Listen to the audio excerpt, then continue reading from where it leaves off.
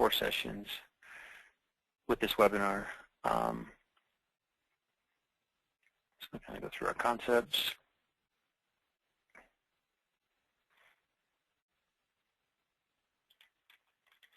So in this session, we're going to talk about the 3 cost control mechanisms. You really have 2 parts to those 3. The subcontracts and purchase orders for your committed costs, and then your job status hours. And we've covered some of the screens before. Let's kind of go through them again real quick. So when we look at our reporting on our commitments, this dashboard report, the billing commitment analysis, will give us the commitments by vendor cost code on the project.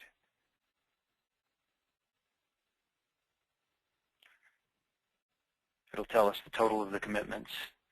It'll tell us what we have left to be billed from the sub or the supplier. It'll tell us any AP that came in on the project from that sub or supplier that was not tied to a commitment, which can be an exception report. And then it'll give us a column where we can see the total invoices. The drill down reports include the invoices, the itemization of the invoices. And it includes this particular, if you click on the first column, you'll get the commitment and itemization of the invoices and itemization of any payments, including the accounts payable. Okay, so this would be the purchase orders and subcontract reporting. Another way to show that, the POs and subcontracts, there's several reports, but another way to look at it would be through the job status concept.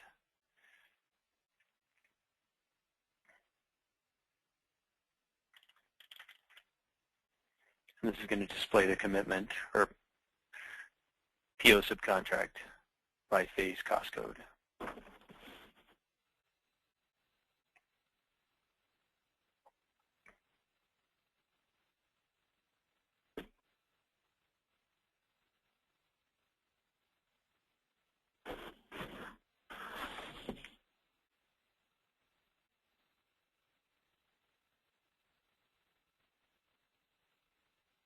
Not sure why this is so slow.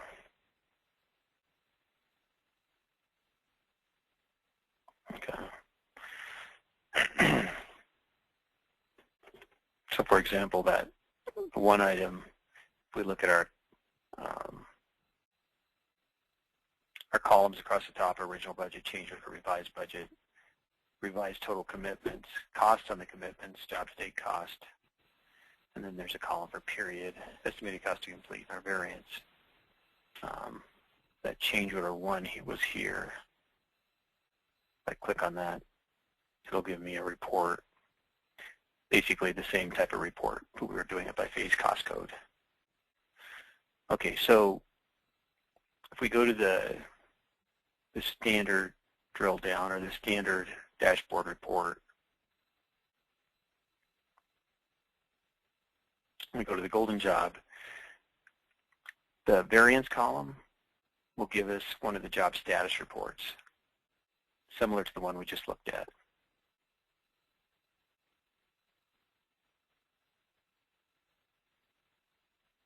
I'm on a virtual machine and sometimes I have to reboot it because it runs slow. It looks like that's what's going on with this.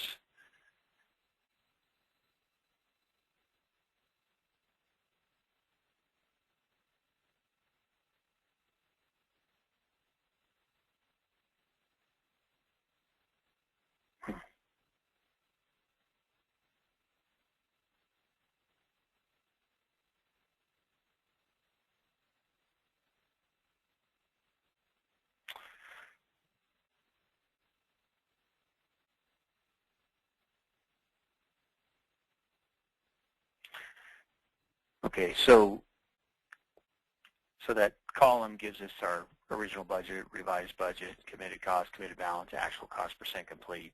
So just one of the variance reports. Okay, so through the variance reports, whether it's at this level, the overall phase cost code level, or if you drill down, you can get the by type level, right, with your variances. you use your committed cost in your labor hours status report, and that was here, not here.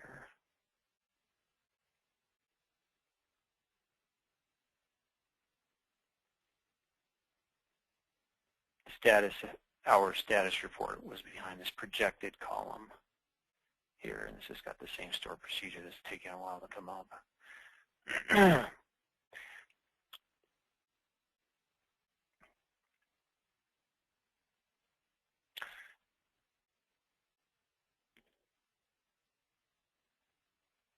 Let that come up in the background.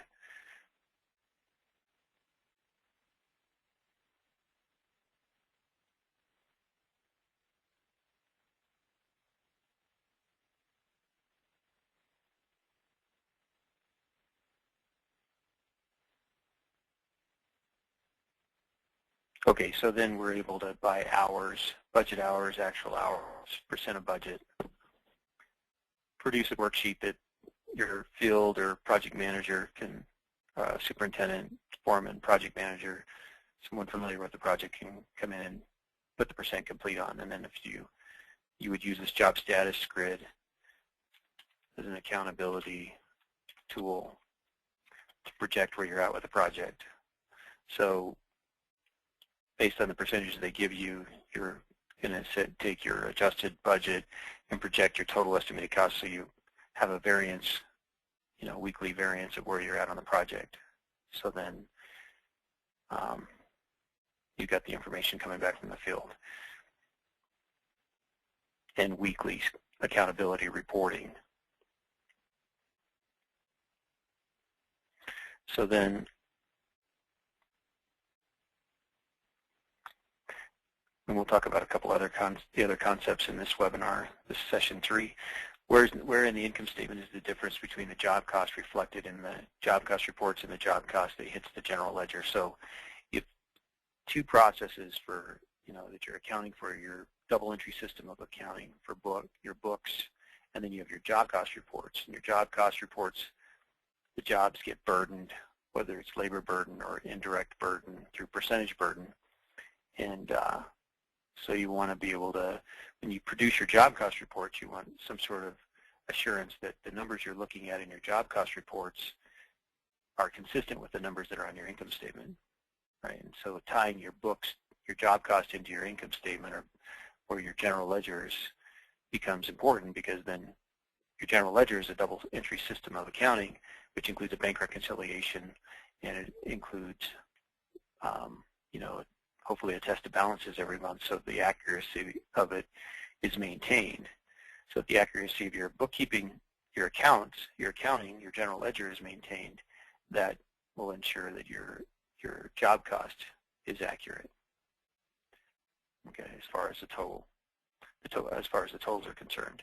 So if we come over here to the income statement and we print out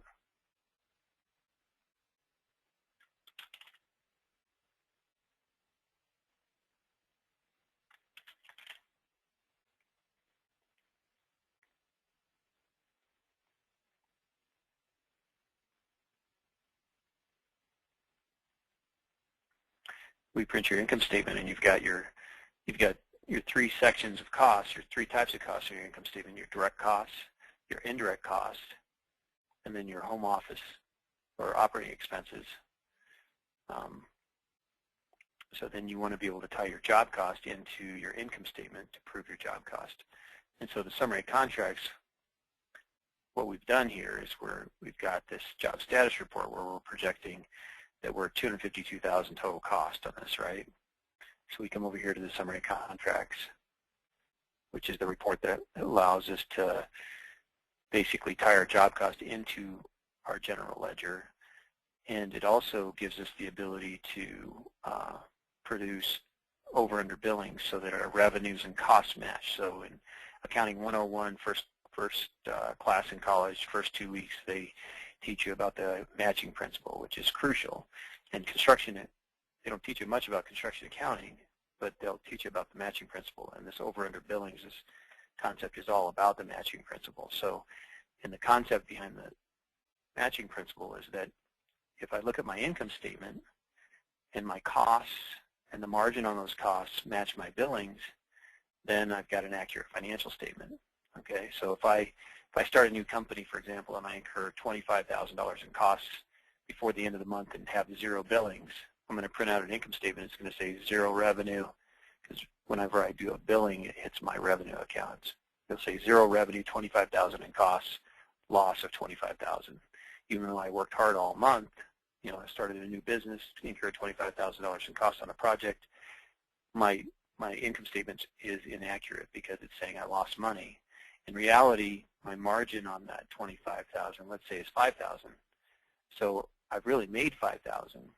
So if my revenue shows 5,000 here, 20 or 30,000 here, 25,000 here, and a 5,000 profit, then it would match, right? So the billings there's some over/under billings adjustment that has to take place on the revenue account to get the billings, get the revenue to match the cost plus the markup on those costs. So if you look at this format of the summary of contracts, you've got a cost date, and this is the number that we're going to look at, and we'll see it ties in here, the 107,331, and it'll tie perfectly as long as you do a few things with your jobs that carried over from the prior year have to be set correctly and tie into the financial statements that you finished for the end of the previous year, usually a reviewed, audited, or compiled financial statement from your CPA firm. So that would be the first step. The second step is you have to accrue wages, right? So you go utilities, accrue wages. So the wages, the labor you'll see on your income statement is based on check date. All the labor in your job cost reports is based on work date. Okay, so your job costs have all the labor through the end of the month, or at least based on the days you key it in to your payroll, but the general ledger won't have that, so you have to accrue wages. So you go utilities, accrue wages, and this is crucial. Accruing wages in accounting is a daunting task as an accountant to do it perfectly. So we'll pick our cutoff date, we say post and preview. And the reason it's a daunting task is because every time card row has FICA, FUTA, SUTA, work comp, general liability insurance, 401k, whatever. So you have all these accruals relating to every time card row. And in order for your job costs to tie out perfectly in your summary contracts into your income statement, you have to perfectly accrue wages at the beginning of your fiscal year and perfectly accrue wages at the end of your fiscal year. We don't have any competitors that do a full summary of contracts. Like in our market, there are 8 or 10 companies pretty much that we compete against, and no one does percentage completion financial reporting with the full summary of contracts, and you would think that that would be like the first thing everybody does. And from an accounting perspective, I'm a CPA and I practiced in public accounting for 18 years. I would think that that would be a construction-specific system. Over/under billings, full job tie-out into the income statement would be one of the first steps you take. But I guess it's so complex, probably because of this process, that they could never get it done. So anyway, Eric? So it's something. Yeah. Eric? Yes. Hey, Go ahead. I noticed you've been kind of flipping back and forth with this job status and about updating, the jobs through the job status profile. But then I did note that, with the over or under billing mechanism, you can do the recalculate or by status. And I noticed just on the last one, you had the recalculate option clicked versus the status. If our managers are doing it by the status on some jobs and maybe not on others, will that mess things up, or? Yeah, you have to do it based on the status. The status method the status will be exactly what the budget is unless you've changed the status. That's how the system's trained. Okay. So if you do status, you're safe on all of them.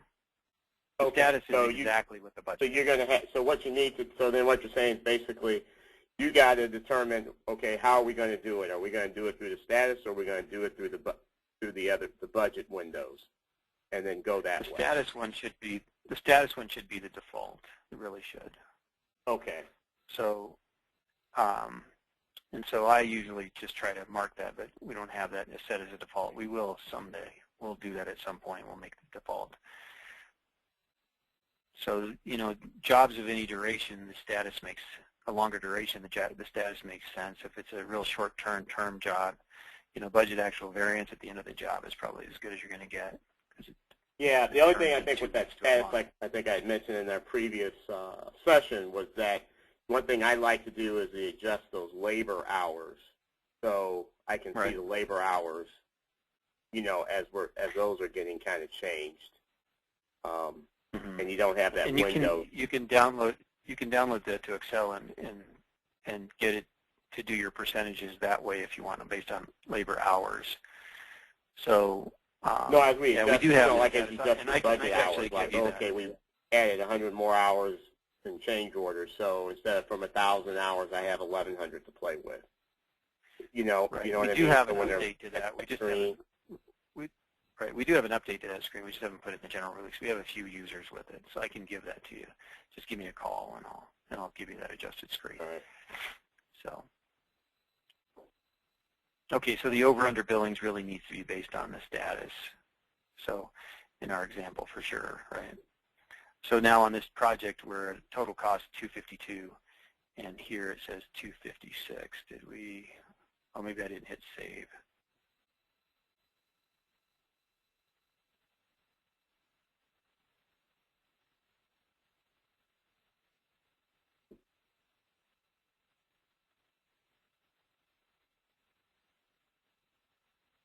So 252 there, 252, 694, okay? 252, 694.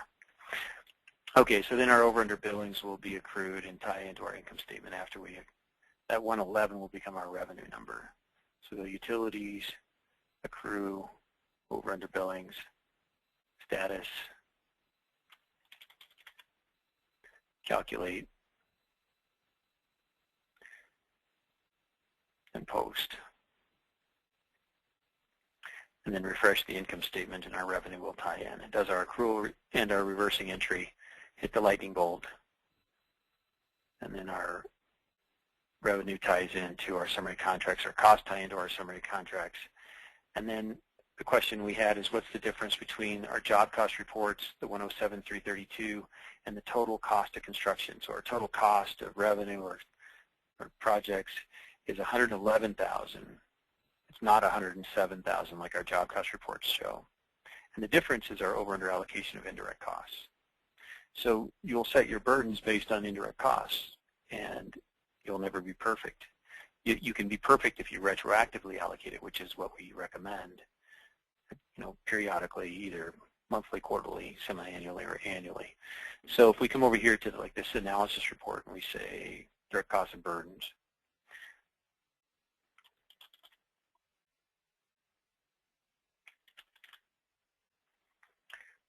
so in your estimating process, you guys, one thing the estimator always wants to know is what does it really cost me on my labor hour, right? So here's a report that tries to do that for you. So recaps your direct labor, indirect labor, and you take your indirect costs, total them up. Here we had some indirect costs that was basically applied through a percent burden, and most of you probably use the percent burden to try to capture your indirect costs. So utilities, preferences, and burden, and you place a burden on there, right? And you're saying, okay, based on that, hopefully I get my indirect costs allocated. So I had a total, my over-under allocation was $45.98, so that's the difference between my actual total construction, cost of construction, and so the 111 less the 107 is the 4,000. So if we look at a report that kind of we can ask a question, okay, so let's pull up a report, this labor performance report extended. I think it's an exceptional report because it really tells you where you're at on your labor. So, I mean, from a material standpoint, a contractor standpoint, it's a lot more straightforward. They're really direct costs. So what did I anticipate? Did I buy my job out? Did I sign up for purchase orders and subcontracts at the beginning of the project, or as much as I possibly could? Did I track those costs? Did I create my accounts payable invoice from those purchase orders and subcontracts? And then you've really done what you can do, and have I monitored what's out there and what's coming in, that kind of thing. So you've done what you can do on the cost side, or on the PO and subcontract side. One of the toolbox, TimeSuite toolbox users told me like 2 months ago, he made a statement, and the statement goes like this. He said, do you realize how big the black market is for construction materials? And so that kind of scares you, right? It should scare you. You have guys that have ability to order materials for your job site who are monitoring those materials on your job site. And what if they would need to make some extra money and they're not very ethical? Well, guess what? A form of embezzlement is taking the materials and selling them. So how do you control those costs? Well, you buy out the project.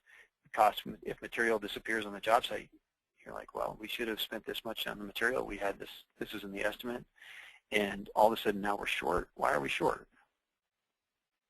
So at least if you're identifying those questions and you have a system in place to identify and ask those questions, it's less likely that those things disappear. So here's a labor performance, and this is not just labor, but it's materials, sub-equipment, and other. It's just a budget actual variance report. So budget actual variance on every job completed, right? And as far as labor is concerned, you've got two types of variances. You have the number of hours you thought you were going to have into the project. And this is demo data, so bear with it a little bit. But let's say this is done. We had 18 hours that we thought. We had 400 hours budgeted, and we have a production variance. We produced it ahead of budget by 382 hours. I have a rate variance too. I have a $40 rate that I put on my labor hour, and I've got a $37 actual rate. So here's on my budget, amount, hours, rate, my actual amount, hours, rate, and my variance, amount, hours, rate. So on my labor, on my non-labor, it's pretty easy. My variance is my variance, okay? So on my non-labor, my variance really gets a little more complicated. Like how much of it was relating to how well we did in the field, and then how much was it relating to the rate that we used on the estimate. So we have a rate variance of $2, actual hours of 18 times the rate variance of $2. It tells us we're $38 off on our variance was $38 because of our rate. And then the question really is how accurate is that $37 rate, right? So one of the first time I tried to recap a rate for a client practicing in public accounting. The question is, what is really my rate on my labor? I took all these indirect costs and I really tried to break it down by, my labor.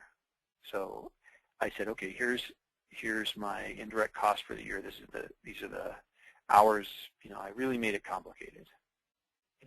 And I did a demo this morning where they did exactly that, very in-depth, trying to take into consideration fuel on their vehicles, depreciation on their vehicles in the field, maintenance on the vehicles, the health insurance on the employees in the field, trying to roll that in.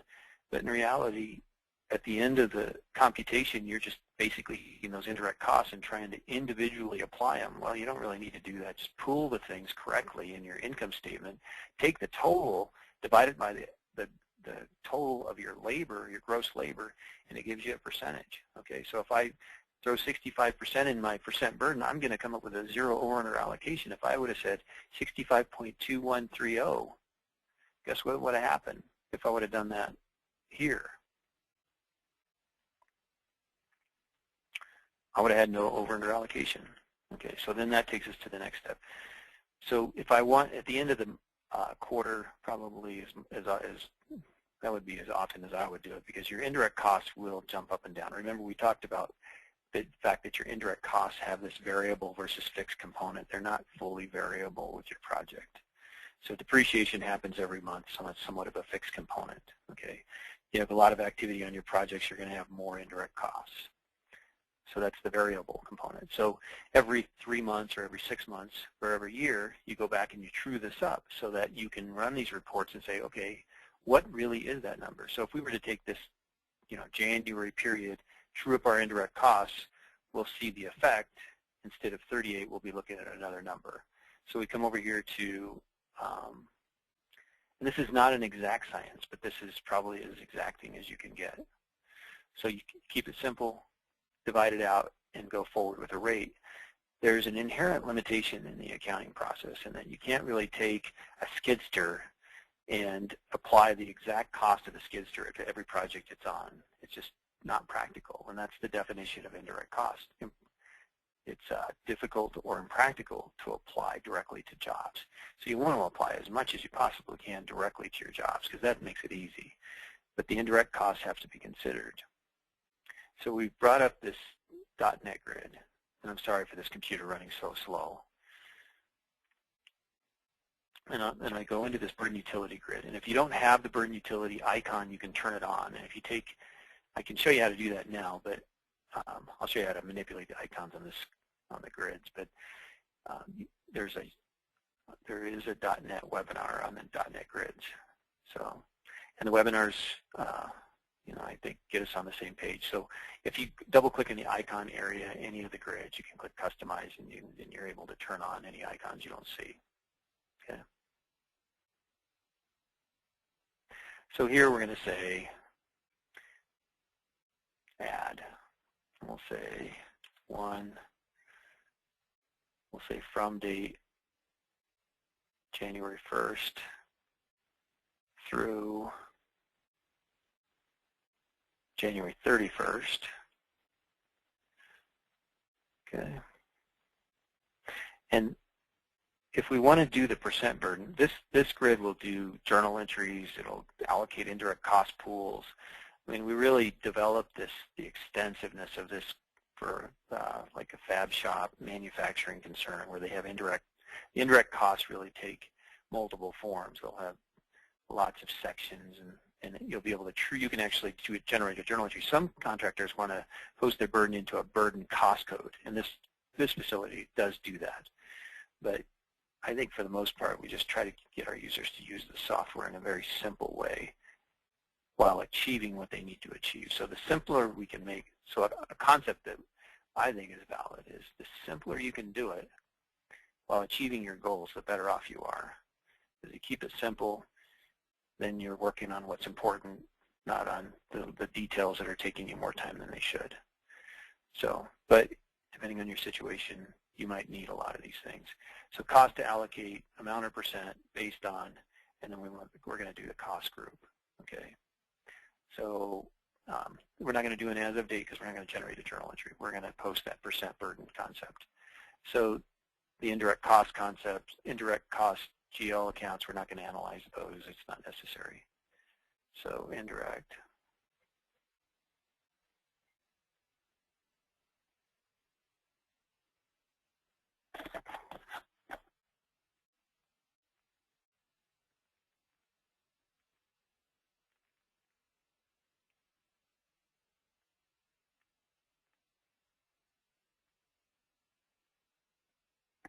Okay, so we're going to say a specific percentage in this case, and if you look in the monthly procedures checklist, we have this process you go through. This actually is going to replace that, so we'll update that procedures checklist. And the percentage that we want to use on that is the number that we came up with on this direct costs and burdens report. And it's telling us that we have 65.21309. Okay, so we're going to do that.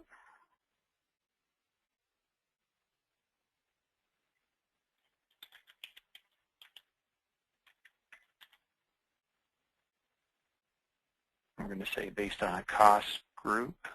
Remember the difference of a type and a group. You can have multiple types per group. Labor is going to be our group. And we're going to say save. I'm going to put our checkbox there. Save again. And then we're going to execute and post. And it's going to repost our indirect costs. And even though it shows 65.21 there, the grid is designed just to display to the second digit. So the number is there, and when it's done posting, I'll show that to you. And since our computer's running really slow, it's not going to be quick about it.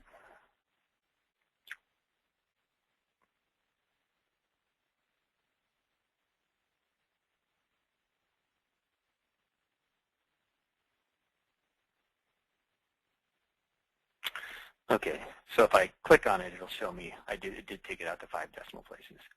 So I come back over here, and I've got to do a couple things for everything to tie out right.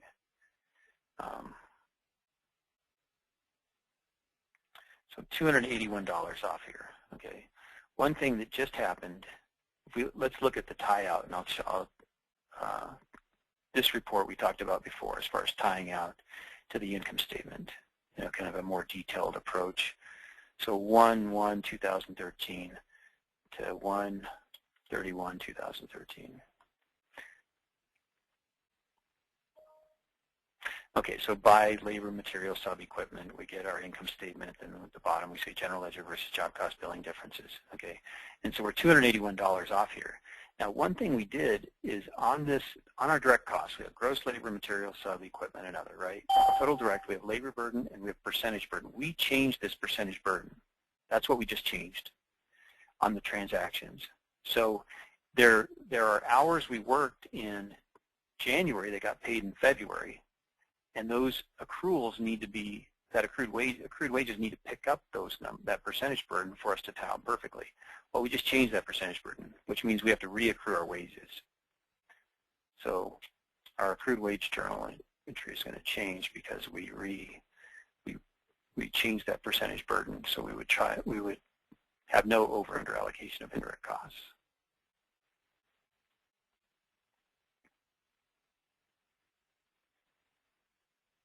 Okay, so posted in, did our reversing entry. And there's our accrual.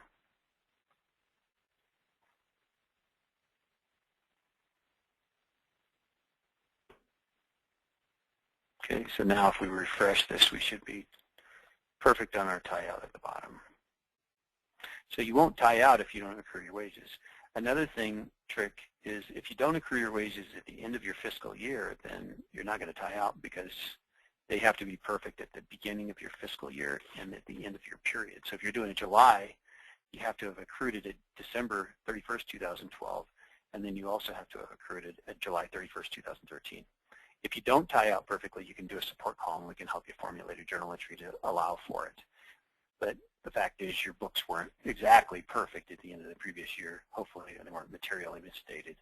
And in accounting, you talk about material, that is meaning, some degree of accuracy. So like immaterial has nothing to do with the material in your job site.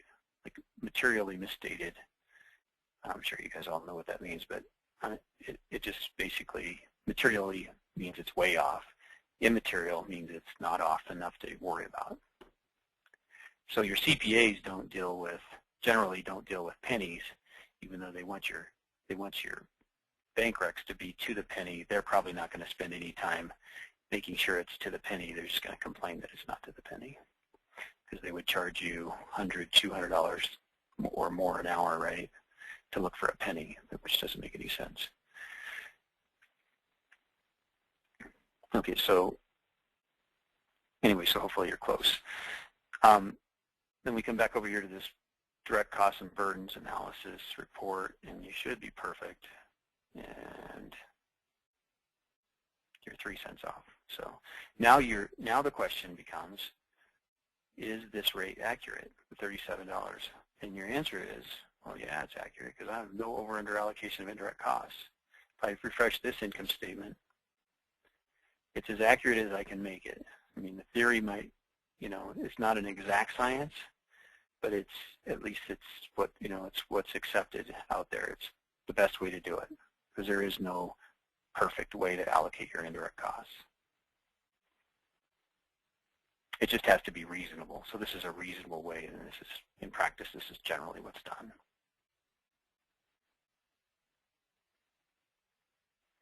Okay, so the actual hourly rate was $46, not $38, so that's quite a difference, right? So important to true up your indirect costs. And hopefully you don't have that much of a difference. There's just not a lot of data in this data. There's not a lot of, the numbers are all real small here, so the difference was quite a bit because of that. So your over-under allocation of indirect costs come up every month on your financial statements. So I'd encourage you to make sure you do go through your tested balances, and there's a webinar on monthly financial statements.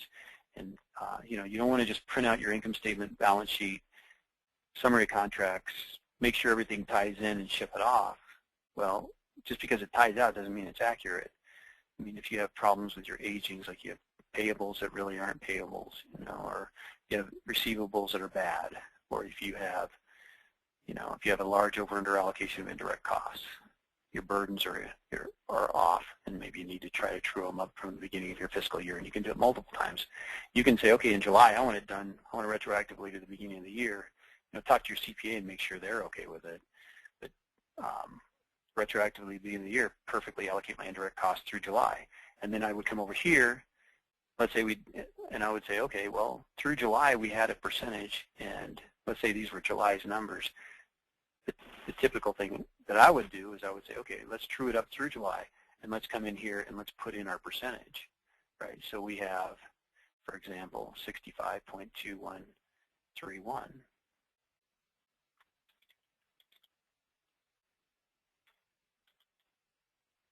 So then click OK.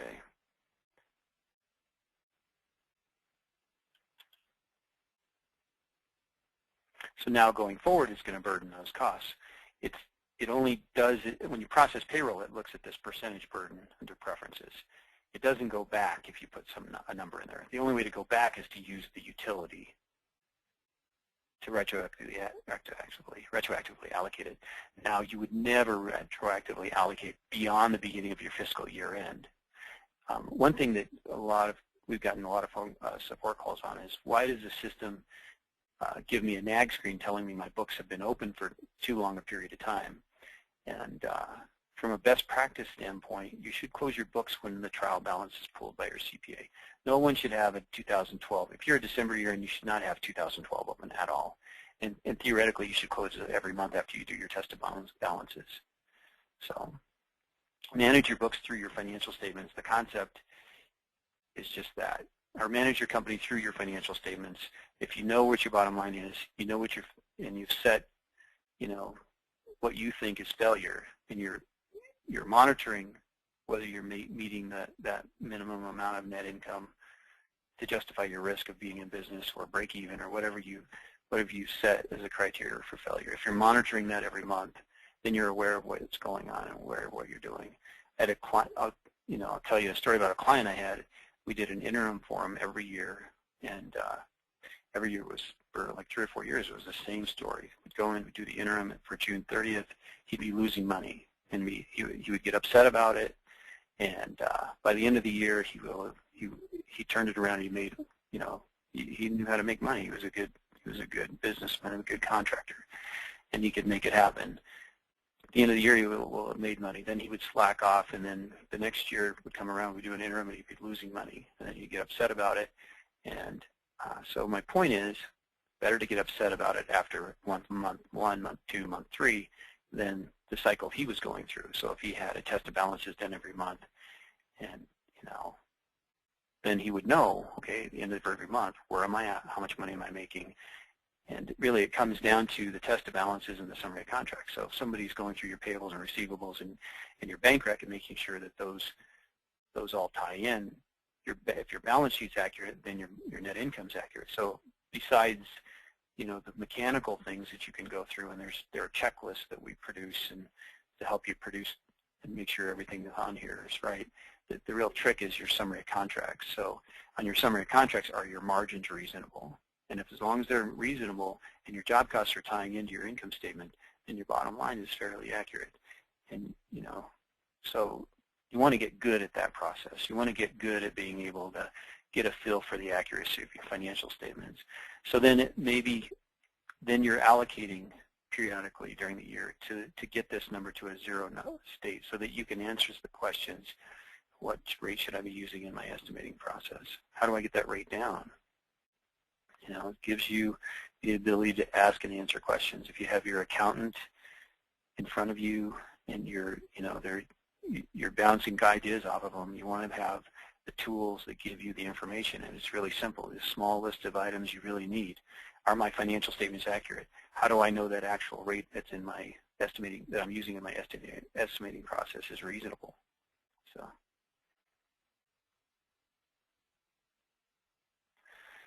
okay. So what does the balance in the revenue account labeled over under billings adjustment consist of? So here's just a mechanics issue, a mechanics concept with the system. So we have the summary of contracts, and then we have the income statement. And one of the things that we do well is we take care of the mechanics of getting your job cost and your summary of contracts done, right? So it takes 5 minutes to tie out your summary contracts and to present something that's going to support your income statement. It should take a lot longer than 5 minutes to make sure these are all very reasonable. So, and on a job that's of a short duration, I feel like 15%, 20%, owner, project manager, estimator, they should be able to give you a number that's fairly reasonable.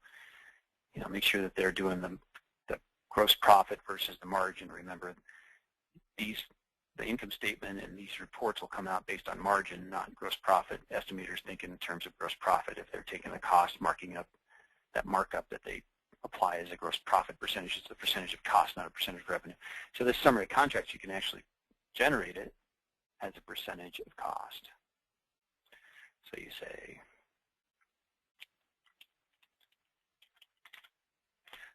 if the estimators are thinking in terms of their profit and overhead number in their estimate, so they're traditional, they take their cost, they add a profit and overhead number, and then they get to their estimate.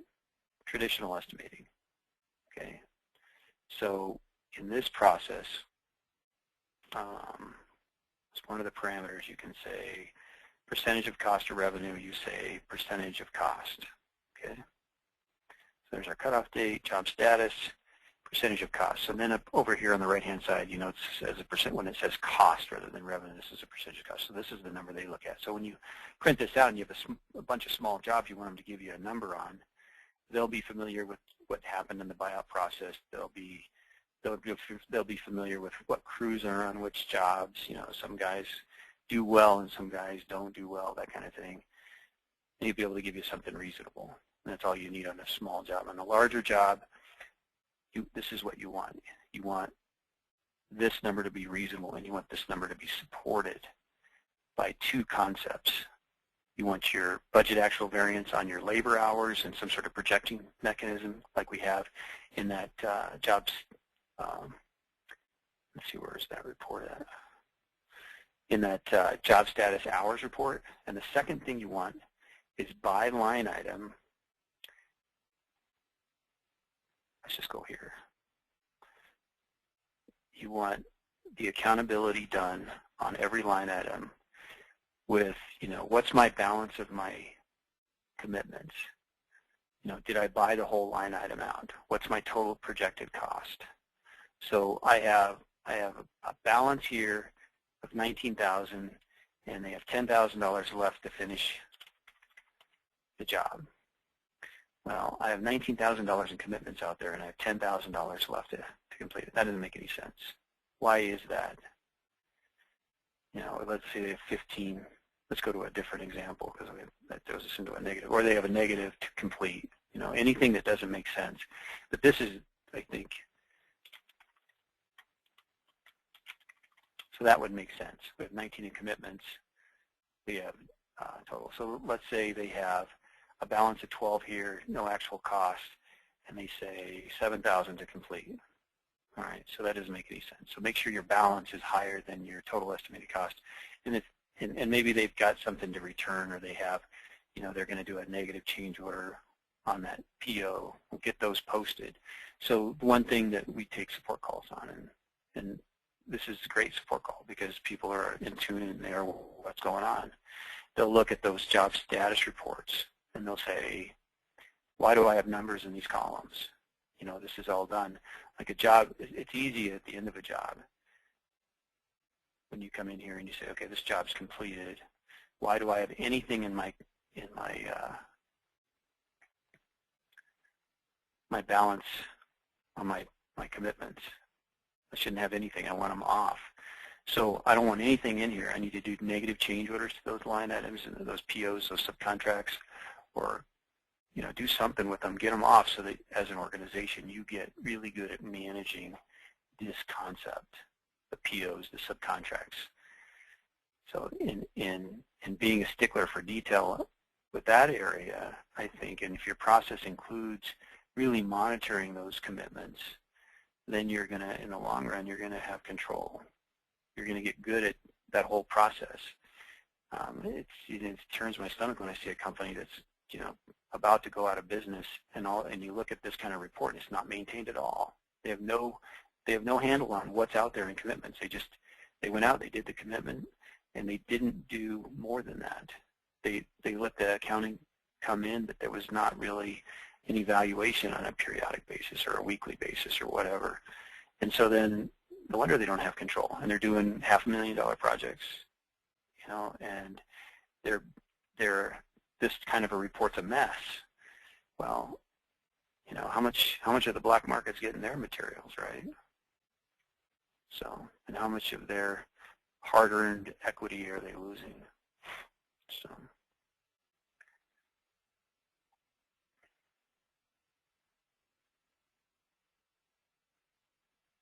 So we were going to answer that question, what's that over-under billings account consist of? And the answer is, this is a support question that comes in all the time, actually. So this is going to be the billing. Anything that goes through revenue, it gets the billing. We've got, in our system, we talked about this before, we've got these revenue and expense account types. So on the 4,000, that's default chart of accounts, that's job revenue, requires a job number. You can't put a journal entry into that without a job number. Everything that hits that's considered a billing. And if you do a manual cash receipt to job revenue, it's considered part of billings, and that's appropriate. And it's very, very tightly done, and it has to be tightly done. Now, this non-job revenue is for over-under billings, okay? And that's what it's all, that's the only thing it's for. Sometimes people use it for different things, but that's, they have different types of businesses, and if they have a construction business that, where you should be accruing over-under billings, they're not using it correctly. So this consists of two numbers. It consists, we get the call in and say, I accrued my over-under billings at the end of my period, and the difference here is $43,000, right? How come this is not $43,000? And the answer is because this consists of two numbers. This consists of the reversing entry at the beginning of the fiscal year, and it consists of the accrual at the end of the current period. So if you go into that account, you'll see that. Crazy slow, huh?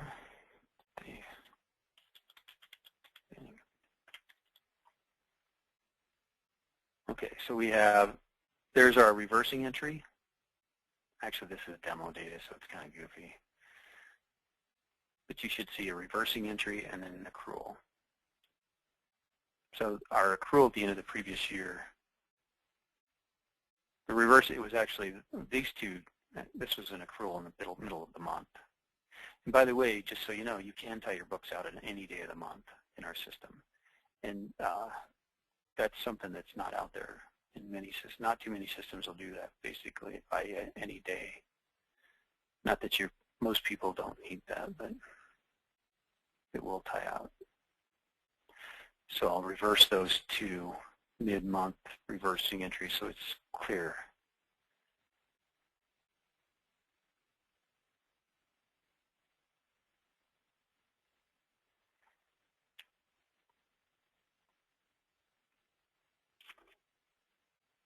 Okay, so what you'll see is you'll see a reversing entry, like that's the previous year reversing. Here's the end of the month accrual, and there's the February 1st accrual.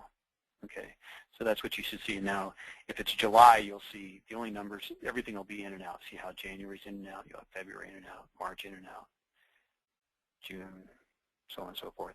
And this will be every month it'll come back down to, after the reversing entry, it'll be just the reversing entry at the beginning of the year. And then when you do your accrual at the end of the month, those two come together to make the $12,000 in this example, 12,000 here. Okay.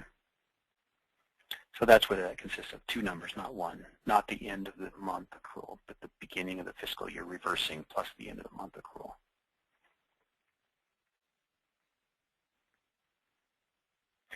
What dashboard report, sub-report can be used to help with labor hours, cost control? And we've shown that several times. It's the job status projected column on the job list. So if you, in a month, or 2 weeks hopefully, or you say, I want to look at that and compare that to the process I'm currently using, you can bring this data up and go through the session 3. You'll find the question and the answer. Okay.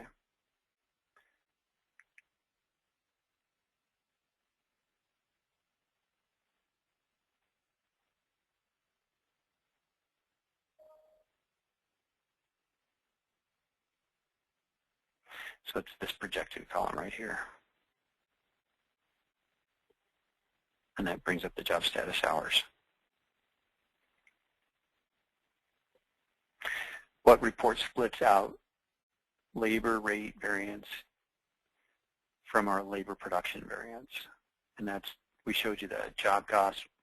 Number 3, job budget reports. Number 6, print labor performance, and then extended.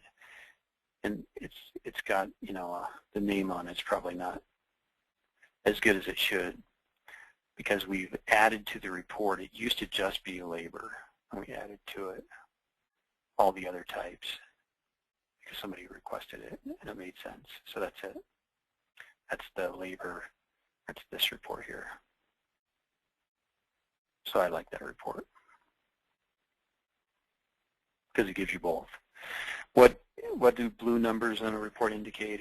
They mean that there's an on-demand sub-report that will come up in a separate tab that will support the blue number. So an on-demand sub-report is really just a completely different report. Like if you look at this hour status report, it's got completely different headings than this report. So drill down to detail now, like here we drilled down. If I drill down on this line item, this is drill down to detail. Pretty much the same column headers, actually the same report. It's not a different report. So I can take any of these reports in the menu system, and I can make it a sub-report to this dashboard report. And you can do that with it. You can make any base level report. I could put sub-reports in here all over the place. And with the blue number, I would change them to blue. You'd actually dictate that with the Crystal reports. So, I mean, I would encourage you to take the Crystal reports webinars. They're complimentary. They're, you know, it's an investment in learning how to do some of those things. And it's not necessarily learning that's important. It's understanding what's possible, maybe is the best way to say it. So a lot of organizations spend a tremendous amount of time and energy and resources developing and working with spreadsheets. If you're doing that, you need to take the webinars, because Crystal can do virtually anything Excel can. Excel is hard to beat in some ways completely, and I'm sure everybody realizes that, but the more you're doing with Crystal rather than Excel, the more money you're saving on your overall process. And if you're keeping it simple, it's not real hard to maintain. And if people are transferring things to Excel and manipulating, moving them around, you have a lot more room for errors and that kind of thing. Okay, what should your monthly financial statements consist of? They should consist of 3 things: a balance sheet, an income statement, and a summary of contracts. And so, like,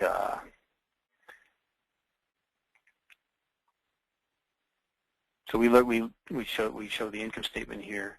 The summary of contracts is down here, and then the third component would be the balance sheet. Okay.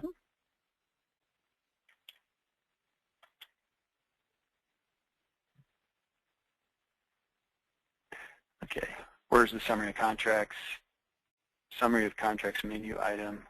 It's under job costs, summary of contracts, print summary of contracts. If costs for one period get posted in a subsequent period, what is your hit to the bottom line? Okay. Hit to your bottom line is the gross profit on the cost reported in the subsequent period. So here's the concept, okay? I was doing this audit one time, and the payables were abnormally low. So December payables were much lower than November's and October's, and the job was going, and it's like, okay, why are the payables low?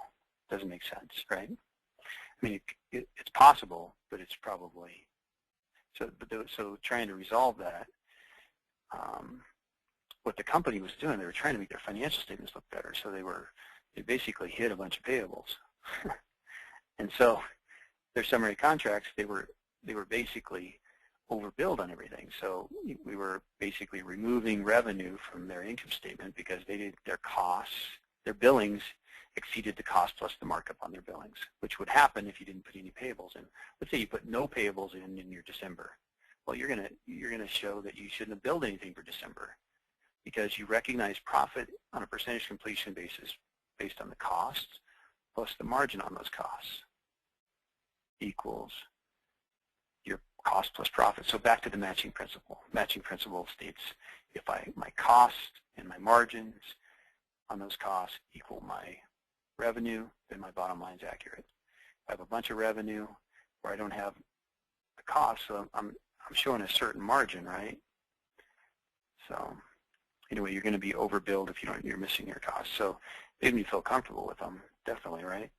So the concept is to not treat your accounting system as this way to manipulate the world, way to manipulate what's really going on because it's not accurate anyway. Well, you know what? It is accurate. I completely disagree with those kinds of concepts. If you have a fair financial statement, you're being fair with yourself.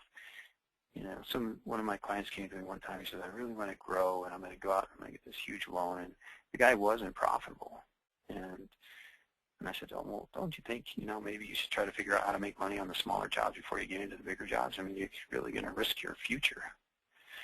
And so figure that out. Figure out how to be more profitable. Figure out how to have more control over your costs. Figure out how to manage your men or whatever it takes. Manage your costs. Get into a market where you can make more money. Develop relationships. Do something different rather than take on this huge risk. So be fair with yourself and fair with the people that work with you, and then people are more willing to work with you. So the bonding companies, when they take a hit, they take a hit. It's huge. And then they come after you because they make you personally indemnify everything, right? So anyway, so doing a big job is not always a good thing. Figuring out how to become profitable as a contractor, that's a big thing. And getting a monthly financial statement that's accurate, that's a big thing because then you move forward into the future with your eyes open, knowing where you're at.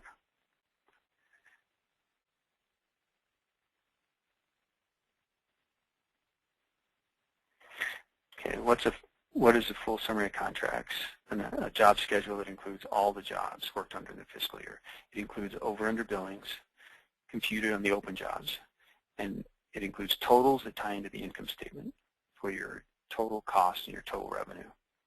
And I think that's a big deal because it proves your income statement, proves your over/under allocation of indirect cost, and the over/under allocation of indirect cost is what needs to it answers the question, how far off is my actual job cost from the job cost for showing up on my job cost reports? The difference is your over/under allocation. So if you do a full summary of contracts, it proves this number. It just basically clarifies everything. This is really a simple picture, and if you're not real familiar with it, if you look at it, for 3 or 4 months and really study it, it'll become very elementary. So nothing's complicated as long as you get real familiar with it and break it down, right? So the summary contracts, these are all job-to-date numbers, right? You say, well, how do job-to-date numbers tie into my year-to-date income statement? And the answer is, at the end of the previous fiscal year end, you subtract out the numbers that carried into the current fiscal year. So for in this case, this demo, the 2012 numbers are all getting subtracted out here. And the mechanics of this, it's built to do that, okay? So these job-to-date numbers become year-to-date numbers when that gets subtracted. And we're a little bit over on time, so we're going to try to wrap it up. Okay, so why do we accrue over under billings? To adhere to the matching principle. Okay, so we've reviewed over under billings concepts. In our next session, we'll talk about budgeting, bottom-up budgeting, top-down budgeting, and break-even analysis. And so if we have, just to kind of give you a heads up on the concept, so we want to bring this like full circle, all right? So we've talked about supporting the estimating process. We've talked about the job cost reports we look at and how they tie into the income statement, and how the income statement proves our job cost numbers, improves our hourly rates on our employees that we're bidding, which is a big deal. But how do we look forward? How do we look to the future with those numbers?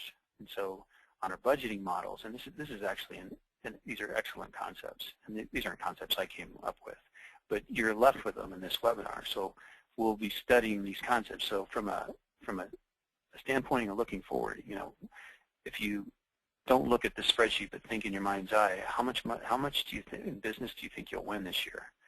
And let's say it's, you know, $5 million, and you say, well, what kind of margin are you bidding? You've got your, you know, your profit and overhead, right? So you've got your job cost, you cut it in. Here's your gross profit concept. So let's say you think you'll win $3 million, and so and you're bidding it. The guys are saying profit and overhead 20%. Well, what do you expect? Well, if you're doing $3 million, you're going to probably bring in about $500,000 or $500,000 in profit and overhead. Okay, what's your overhead? And if it's $500,000, then you're bidding to make no money. That would be a break-even analysis. But anyway, so what am I bidding toward? Let's say we're going to do over $5 million at 20%, and our overhead. And so, you know, almost a little less than, you know, $5.5 million times 20% is $950,000. Overhead's $500,000. So I'm bidding to make $400,000. So looking forward, what am I bidding to? What's my bottom line I'm bidding to? So that's a valid concept. Very simple computation, right? So we'll talk about that. We'll talk about top-down budgeting, bottom-up budgeting, break-even analysis, and then we'll talk about. So this one's all based on gross profit concepts. So you can manipulate your numbers. Take this spreadsheet, take this, and you say make a copy, right? And it puts a copy in your Google Docs, and then you can take this and make it your own. Put your numbers in here, and we have some clients that do that. That I've talked to people almost on a regular basis now, and they'll say, you know, I'm using that, and that really helps me kind of see where I'm at, helps me set goals for where I'm headed. You know, at least I know kind of where I'm headed now, that kind of thing. And maybe you have an idea of where you're headed, but these are some real simple spreadsheets. So this one's based on margin, and this one's based on pre-tax margin. So we'll work on how to use those next time. Anyway, I appreciate you guys sitting in on the webinar, and we'll talk to you next week.